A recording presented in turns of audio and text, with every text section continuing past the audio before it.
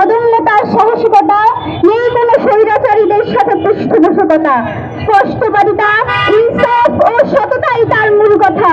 সে ইনকিলাবের মাওলানা, ইনসাফের ফেরিওয়ালা, সততার উদাহরণ, স্বৈরাচার বিরোধী কণ্ঠস্বর। সে অদম্য সাহসিকতার গল্প, তার সাহস সার্বভৌমত্ব রক্ষার শিল্প। তাই তো সে অমূল্য। সে উন্মাদ, সে ভাসানী, সে ক্ষুদিরাম বসু ও প্রতিবাদের কবি। সে আগ্রাসন ও আধিপত্য বিরোধী ডাকবুই। সে বিনয়ের ধারক, সাহসিকতাই তার বাহক। মাওলানা আব্দুল হামিদ খান বলেছিলেন, আসাম আমার, ত্রিপুরা আমার। সে বলেছে একই কথা, তবে অনায়াসেই সে হতে পারে বাংলার দ্বিতীয় মাওলানা। সে কাপুরুষের